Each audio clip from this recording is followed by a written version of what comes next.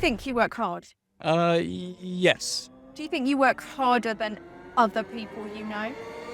One of the things about meritocracy is it's really appealing. And it's really appealing because who would object to the idea that you should get ahead based on your accomplishment rather than your breeding or your race or your gender?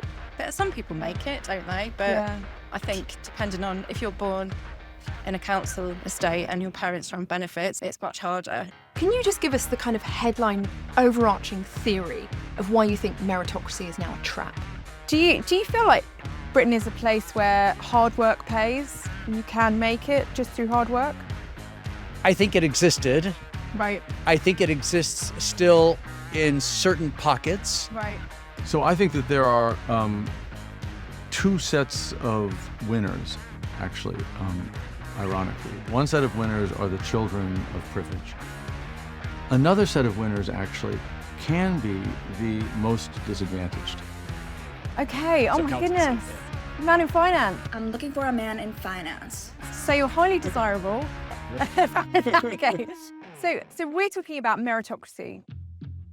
Welcome to It's a Relative, the show where we decode how the world is changing and, critically, why it matters. Because in a time when old life scripts are being shredded, that go to uni, get a job, buy a house stuff, we're here to ask what is coming next. We're talking to people on the street and thinkers with something original to say. So today's question is why you think meritocracy is now a trap. And to help answer it, I'm joined by Daniel Markovitz, Yale professor and author of the Meritocracy Trap. And that's a book that opens with a punchy line.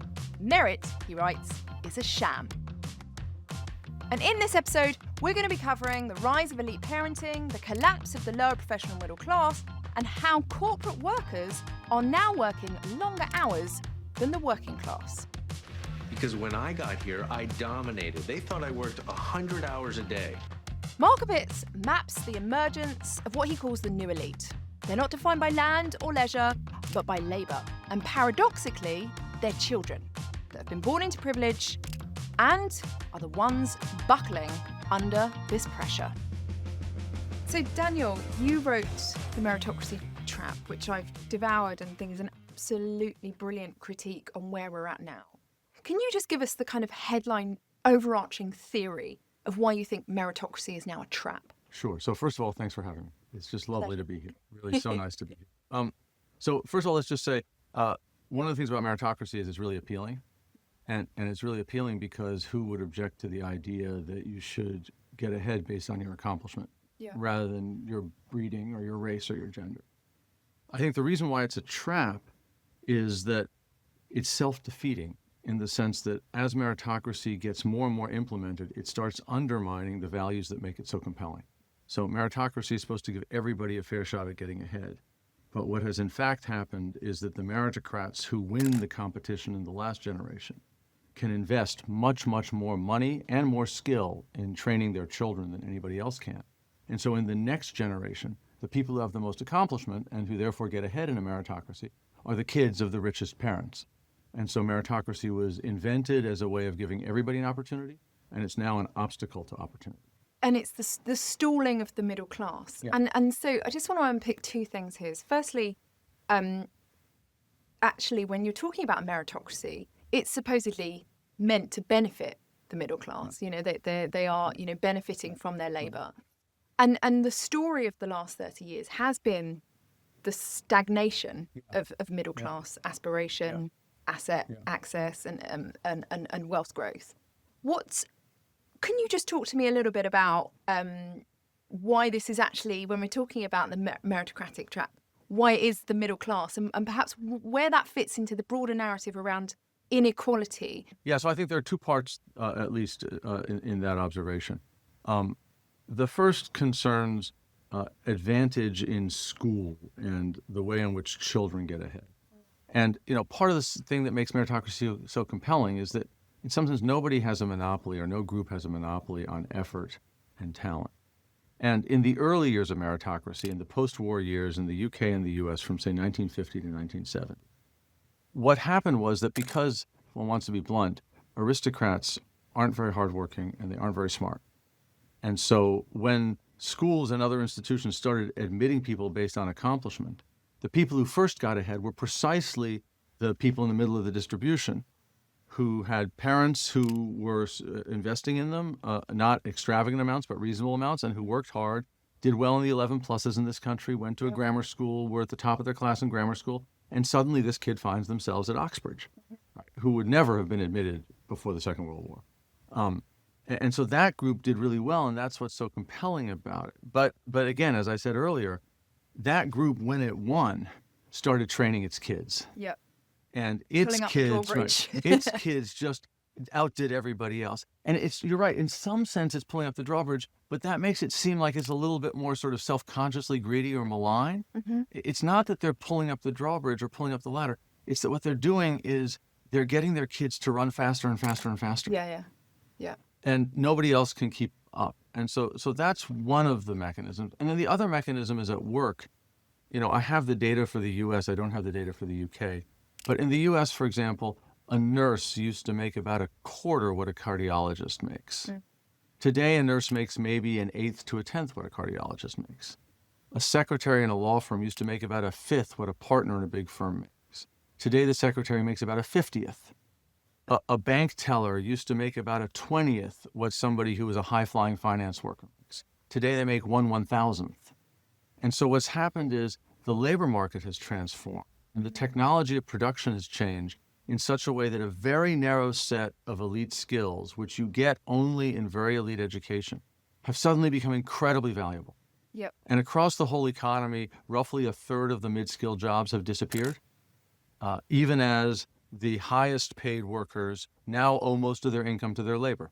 So that in the US, in 1960, the top 1% of households by income got maybe a third of its income from labor. Today, they get maybe 3/4. And so these are people who are superordinate workers. They're incredibly highly trained. They work incredibly long hours. And they sell their labor for $5 million a year. Mm. And what that labor does is it squeezes out everybody else's labor. And so when we talk about inequality, and I think how we've talked about it since the 2008 financial crisis has been very much about the 1% and not really realising what's happened here, which has been the narrowing of the gap between the working class, the poor, and the middle class, and the real widening of that gap between the middle class and the elite, Right. basically. That's where the big That's where shift the has action happened. is. That's where the action is. In the US today, there is more inequality within the richest 5% of households than in the overall distribution. Wow. So in some sense, if you measure inequality, it's a technical point, but if you measure inequality in certain ways, the gap between the 0.1% and the people at the 95th percentile is much more consequential than the gap within the bottom 95%. So Markovits is arguing that today's elite aren't inheriting mansions, but actually something more important, expectations. These aren't idle aristocrats like the elites of yesteryear. He's talking about the exhausted professionals, the lawyers, the doctors, the consultants, the bankers, all working 80-hour weeks, not just to earn major salaries, but critically raising the next generation of elite children. And now you get people that are, lawyers or consultants or in that kind of profession. They quite often work longer hours than, say, even maybe the cleaners cleaning the offices. I don't know if they do. I'm not so sure. You're My not convinced husband by that. works in finance and I'm an architect. Yeah. But then I know a lot of builders. I know a lot of people with, what would you call them, blue-collar jobs. Yeah. Everybody works really hard. Yeah. And do you think hard work still pays? No, No. I don't. I do think a lot of it is to do with luck. Because the modern parent in this demographic isn't just loving their children. They're investing in their children, in tutors, in schools, internships, free education. They're building human capital. And this is another layer of the inheritocracy in action. Because yes, money is getting passed down, but so is ambition, access, performance. How do you think, sort of thinking about your kids and how sort of the world they're sort of growing up into, like, are you thinking already that you need to sort of help them in ways that perhaps your parents didn't need to help you? Yes, Definitely. We've already had the conversation about how we're going to pay for university fees and how we're going to help them buy a house. Right. All those kind of things. Right. I think a lot, luck and who your parents are have got a lot to do with it. Some people make it, don't they? But I think depending on if you're born in a council estate and your parents are on benefits, it's much harder. Well, it's interesting because my son is a dancer and wants to go into the arts. And one of the things that's important to me is to make sure they have something to fall back on. Because when we've been going to auditions and different summer programs, that's one of the things we keep noticing is you need to have a lot of money to be doing this. And people don't. I know how they're going to get into a field like this. People get on the housing ladder if you've got richer parents. Parents know what to do in terms of documentation, legal, stuff like that. That's always easier as well. So it's not just the money, it's also the intangible stuff. They've been through it themselves. They will be able to help their kids a bit more, even with like job interviews, contacts, work experience, stuff like that. So it's quite a lot. But the cost of all this, in Markovit's mind, is burnout. Not just for the parents, but for the children. The kids that have been groomed for greatness from their early years. Many crack under the pressure. In the UK, exam stress has now overtaken body image as the #1 mental health concern amongst teenagers. As Markovits brilliantly puts it, you may be wealthy, but you will not be well. These are not easy lives to live. You will be extremely wealthy. Wealthier than you can imagine, wealthier than prior elites have been. But you will not be well. And your children will not be well. You talk about the winners in this system. Let's sort of talk about the emotional, sometimes physical toll of and turmoil of these winners, these elites. These are acing, their exams. They are put through the educational sausage machine and then they hit the corporate world with those fat paychecks. They're not well, are they? I mean, I think... Yeah, can I say two things? Let me get back a little bit also to your book for a moment, because I think there's an interesting interaction between your argument and mine, which is it is true that these people have been getting wealth passed down to them all the time. But one of the things you point out in your book that's so interesting is that the wealth that they get passed down to them, much of it, is not wealth functions apart from their labor. What the wealth does, it's often, in some sense, dribs and drabs over the course of many years that makes it possible for them to continue investing in their education, continue investing in their jobs. Take the risks. Right? So, the super rich people, what they get is they turn 21, they get a trust fund, it has 500 million pounds in it. And that's their life, is just taking rents off that capital. Sure. But the larger group you're talking about, the transfer of wealth and the investment in education and the reconstruction of super elite labor can't be separated from completely. Right? And thank you for marrying both our books. So that's sort of that's the phenomenon that we're looking at for a very large group of people, some of whom are actually very rich. On your question, look, there are two ways in which this isn't so great for the elite. One is just practical, which is that it's a feature of these jobs that you have to work very long hours to keep them and to succeed at them. And you have to have worked very long hours as a student to get them. It is almost a necessary condition for getting into the educational elite that your parents have some privilege, but it's not at all a sufficient condition. And most kids whose parents have privilege don't actually succeed in the competition. Elite U.S. American universities now have acceptance rates of 3%, 4%. That means a lot of really hardworking, capable people aren't getting it. And the people who get in are the people who have their nose to the grindstone day after day after day and have a childhood which is simply devoted to work. And then they get jobs where they're expected to work 70, 80 hours a week. And as one sociologist put it in interviewing a series of executives, now not lawyers or bankers, the people who succeed ultimately are the people who can work those hours at that intensity and still hold themselves together. And then the other part of it is more existential, which is that, if you are wealthy because you own land or a factory or a portfolio of shares, what you can do is you can mix your capital with other people's labor, extract rents, and do whatever the hell you want. But if you're wealthy because you own yourself, and your own labor is so valuable, You're not earning while you sleep. the only way you can extract is not just that you have to work very hard, it's you have to let the market determine how you deploy your labor. You become somebody who treats your own person as your investment portfolio. And that alienates you from yourself. And so it's an alienated form of life in addition to being an exhausting form of life. Yes. What you're saying is actually the people in society that are working the hardest, if I could bastardize your book a bit, are the people at the top that are slugging and slogging away endlessly, because that is their means of production that has an exceedingly high value, and that actually they can't escape from. Yeah, I want to say two things about it. One is they're working the longest. Yeah. Whether they're working the hardest depends on how you think of what is hard work. Breaking rocks in the sun and sitting in an office are not the same thing. But they are also working hard, because they're not just working long in comfy offices. They're working long under intense pressure, intense monitoring.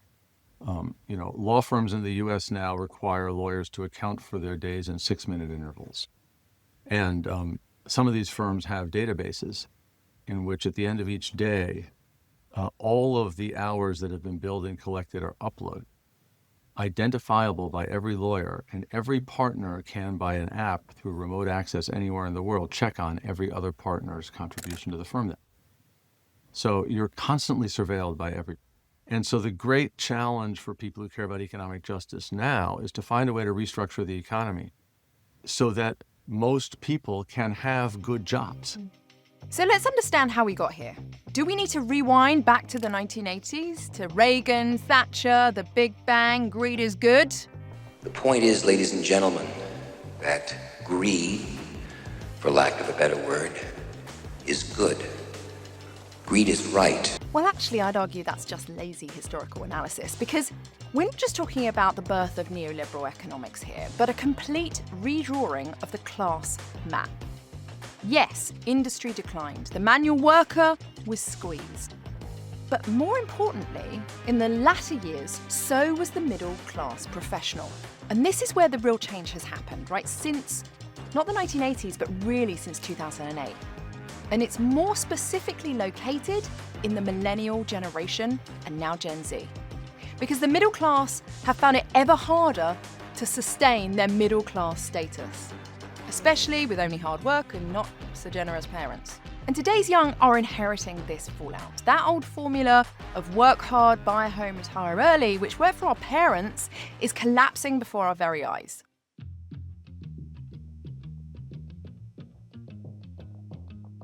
Do you think that's kind of easier now than it would have been maybe for your parents' generation? I'd say harder. Why? Than my parents' generation. So I think, let's say university graduate coming out of university now, they probably have to go through loads of hoops to get the actual job. Yeah. But I imagine 20, 30 years ago, just 1 or 2 interviews maybe, no psychometric tests, less competition in the industry. Yep. In terms of actually being able to afford to live in somewhere like London, where most of the jobs are, it's obviously difficult too. 23. 23, Yeah. okay. So you've just entered the job market. How was it finding a job?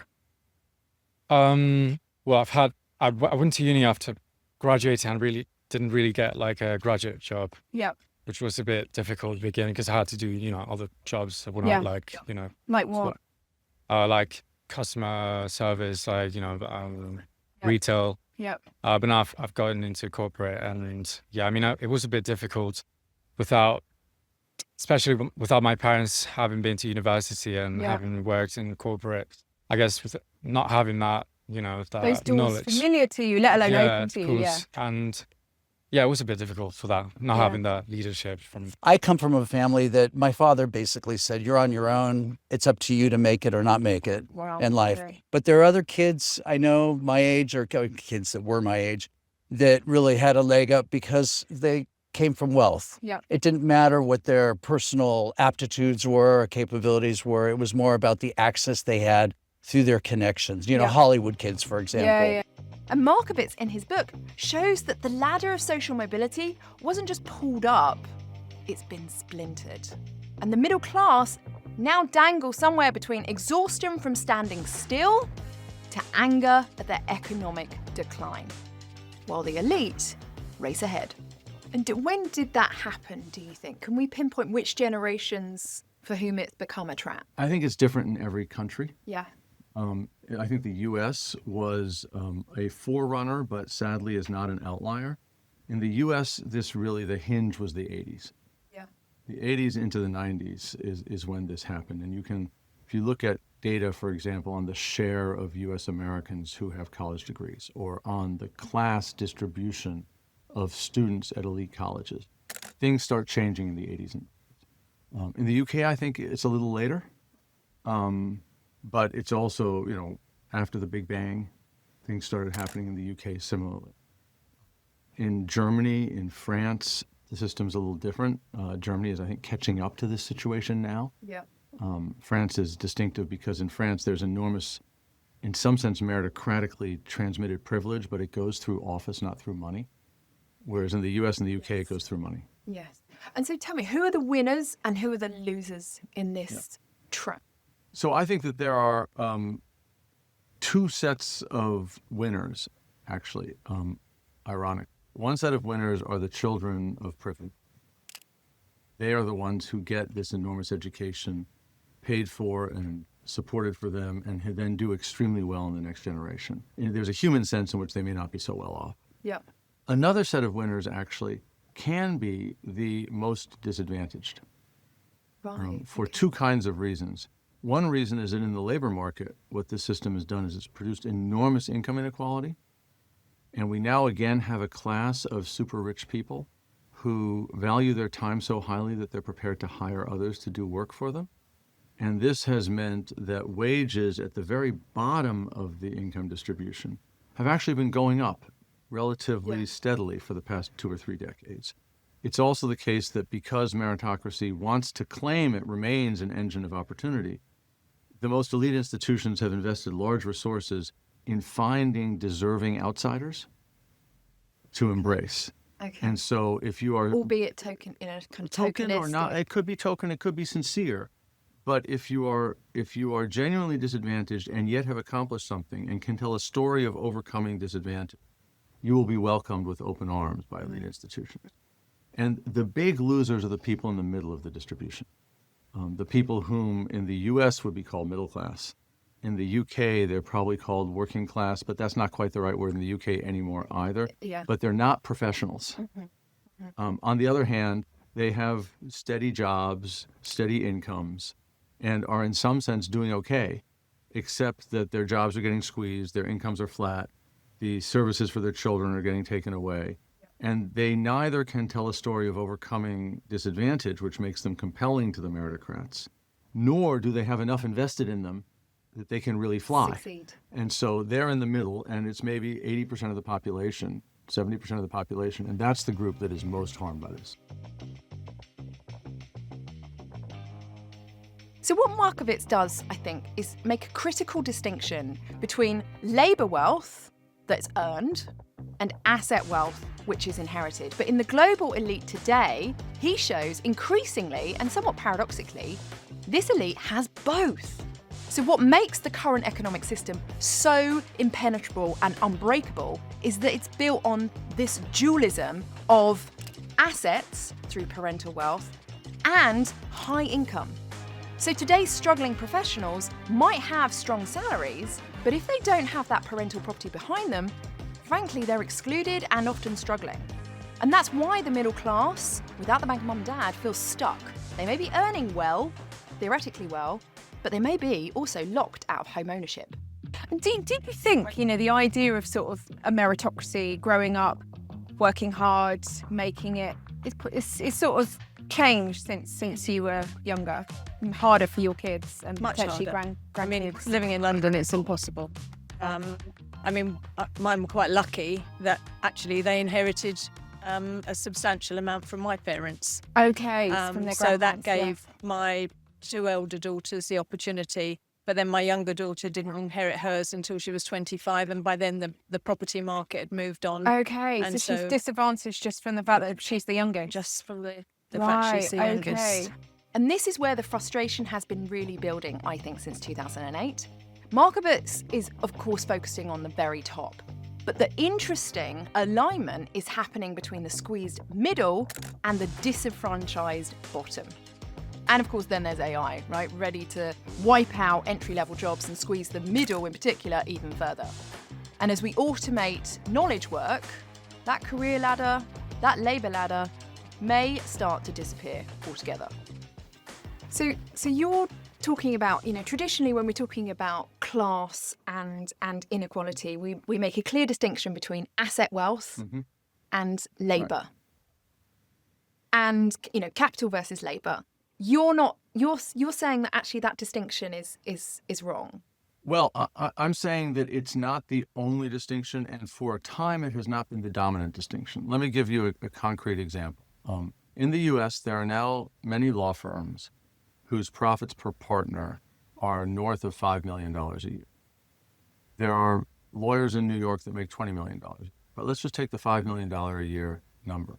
One of my graduates at Yale Law School, if they apply themselves, have a very high chance of getting a job at one of those law firms and a very high chance of making partner. What that means, they graduate law school at 25, they spend 7 years on the partner track, they're 32, they're now a partner at a law firm, and from age 32 to age 70, they will on average make $5 million a year. Now, that's 40 years of work at $5 million a year. That's $200 million of income that this person will get. And notice, they don't own anything. Yes. All they own is themselves, their labor, and their education. Mm. And that's an enormous army of not just sort of rich people. But really, really, really rich people. I just going back to the sort of central thesis of the meritocracy trap, do you think it plays out differently? You spoke about those from extreme disadvantage. But one of the things that I really noticed when I was interviewing people for my book was the inheritocracy in the Bank of Mum and Dad played out in unique ways, and quite positive ways, frankly, for first, second generation immigrants. And I just wondered if you thought that the meritocratic trap, although being one that is between winners and losers, that there's actually an immigrant story that it provides a bit of nuance to the. Yeah, I'm pretty sure that there is. And there are two facets to it. One is that lots of these institutions that are now meritocratic and that have a certain kind of exclusion based on accomplishment and therefore based on prior schooling and therefore based on class, previously had exclusion based on race and national origin and ethnicity. And so, for the generation and generations of immigrants and otherwise excluded people who were admitted to the elite because of meritocracy, this is an almost unalloyed benefit and a powerful one. And it shows up in the numbers and it shows up in particular stories. So in law, for example, the Cravath law firm, which is one of the most elite and august law firms in the United States, which I think had only white male Protestant partners into the 1950s. I think it did not have a Jewish partner until the 60s or 70s, did not have a woman partner until, is now run by a woman who is the daughter of Pakistani immigrants. That's a meritocracy story. She would previously have been excluded based on her gender and her ethnicity, and now she's admitted because of meritocracy. My own law school, Yale Law School, has over half of its class women, over half of its students people of color, and at the same time it has the highest average test scores and grades of its admitted students that it has ever had. So that's a meritocracy story. It's meritocracy that is getting these excluded groups in.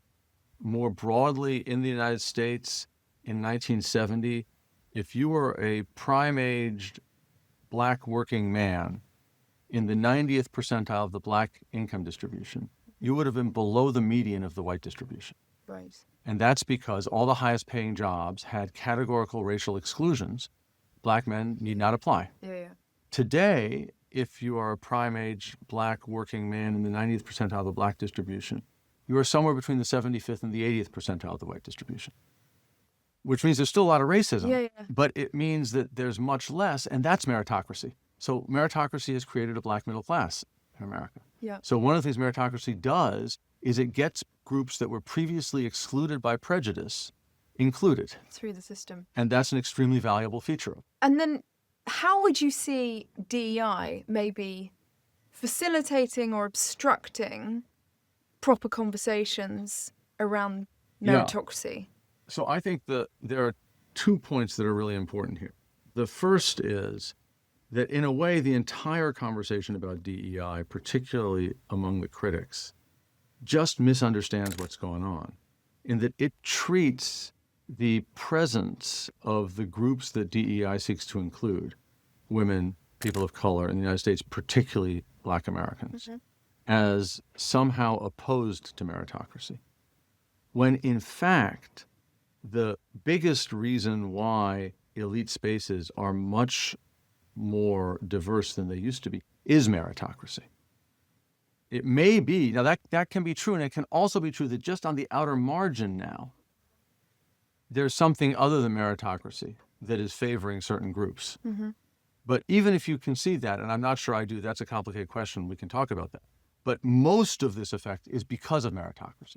So fundamentally, the diversification of the elite is a meritocratic project, not an anti-meritocratic project. Now, in addition, on the margin, there may be cases in which there's a non-meritocratic thumb put on the scale, and a lot turns there on what counts as merit. And I don't mean that in a cheap way. If by merit you mean, for example, who is most likely to accomplish a lot in the future rather than who has already accomplished a lot in the past, there's every reason to believe that a hyper-privileged person who has a certain grade and a certain test score is less likely to accomplish a lot in the future than an unprivileged person who has a slightly lower grade and a slightly lower test score now.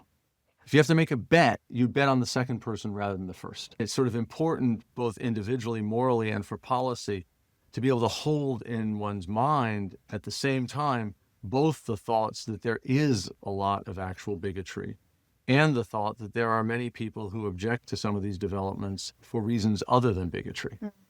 And to figure out how to be honest and open about both those things. We still use the language of meritocracy, the grades, the jobs, the promotion, the status. But the system no longer delivers on its promise. Yes, there's a few exceptional stories of upward mobility, and yes, they're real, but they're rare, and they're very tightly defined.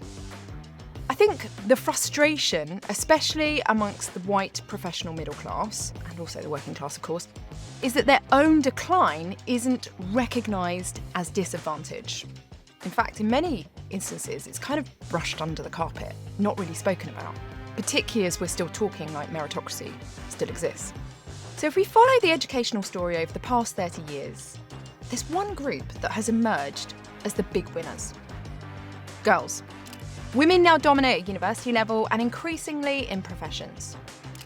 But in elite families, there's a different story. How do you think the meritocratic trap uniquely has impacted women? So, first of all, I think one thing that the system has done, the system of privilege based significantly on superordinate, super elite, incredibly highly paid human labor, has made everybody all across the class spectrum in bad faith about questions of gender and sexuality. So let me explain what I mean by that. If you talk to people in the U.S. and survey them who are in the bottom half of the income distribution or education distribution, and you ask them the question, is marriage important to reproduction and to family life? Overwhelmingly, they will say yes. And if you ask them the question, is it important in a marriage that the husband out-earns the wife? Overwhelmingly, they will say yes. And yet, marriage rates in that group are incredibly low. More than half of children are born to women who are not married to the child's father. And women out-earn men. Yeah, because the economic justification And so for this is a marriage group that announces one set of ideals and lives by another. Now look at the top 10% of the distribution, and you ask those same questions. They will all say marriage is not very important at all. What matters is that people live as they choose. And they will all say it does not matter whether the husband out-earns the wife. But if you look at the facts, They do. something like 95% of kids in the top 5% of the distribution by parental income and education are not just conceived and born in intact marriages, but are raised in intact marriages. And husbands out-earn wives. And so elites are damn well going to make sure that that is invested in their kids. And so that's the first thing this does around gender. And then the second thing it does is that, you're absolutely right that young women now outperform young men in university, girls outperform boys in school, and even in the initial labor market results. But if you look at the very top of the income distribution, it's still all men.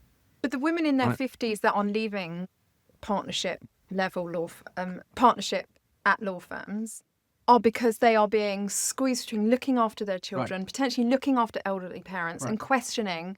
Right, absolutely. And many more than leave having made partner, leave before they make partner. Oh yeah, that's where the real drop-off is. And the reason there, if you want to think about this in structuralist economic terms, is that in the system that we've been describing, in which the biggest asset is human capital, it's the human capital of super elite workers, and it is produced through incredibly intensive, demanding, and competitive schooling. The parent becomes a line-level production worker in the economy. And the thing that they produce is the human capital of the next generation.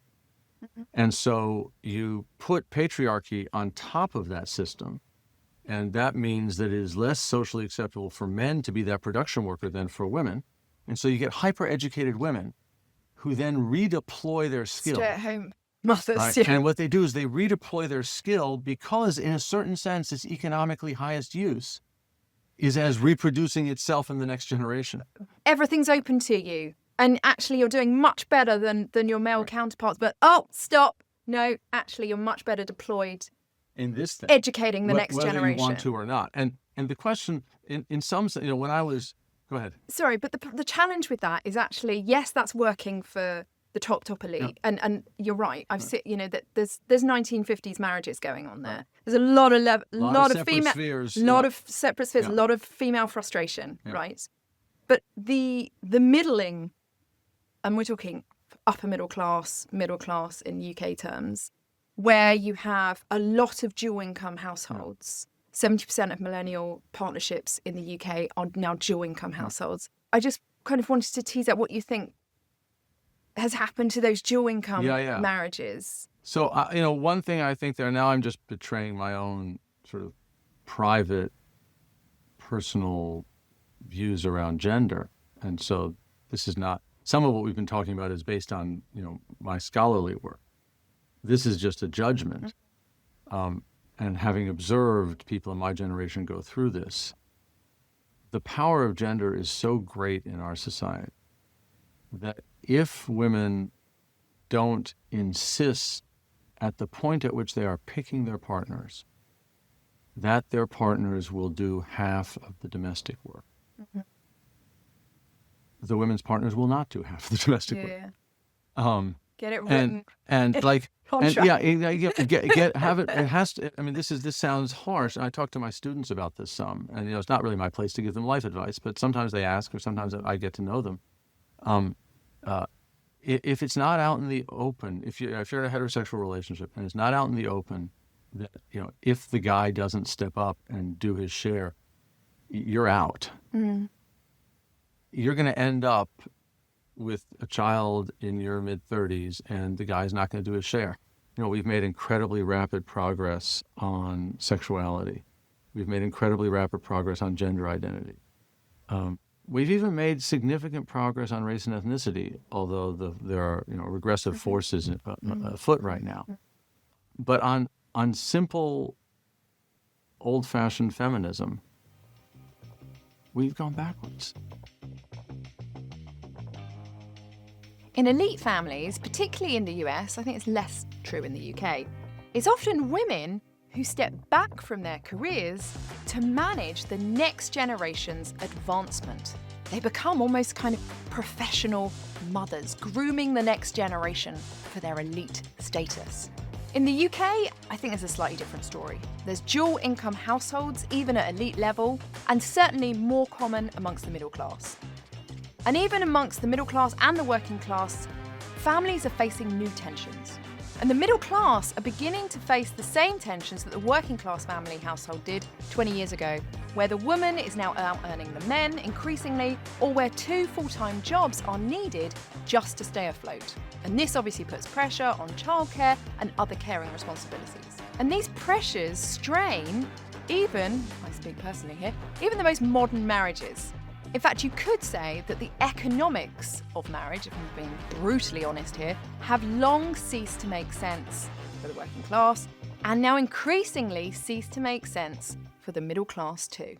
I have one final question. Is in all of this, what's been your advice to your kids in terms of education and jobs? So it's a completely fair question. I should say when I wrote the book, I resolved not to talk much about my kids. Me too. Because they're their own people and they deserve not to be drawn into things.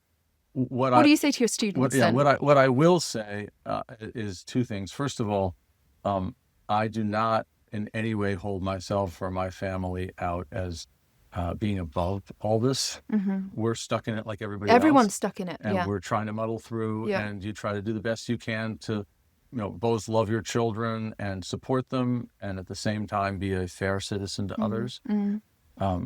Insofar as I have general advice to young people, it's that if you are outside the elite, understand that what's keeping you excluded and down is not immigrants or Black or brown people.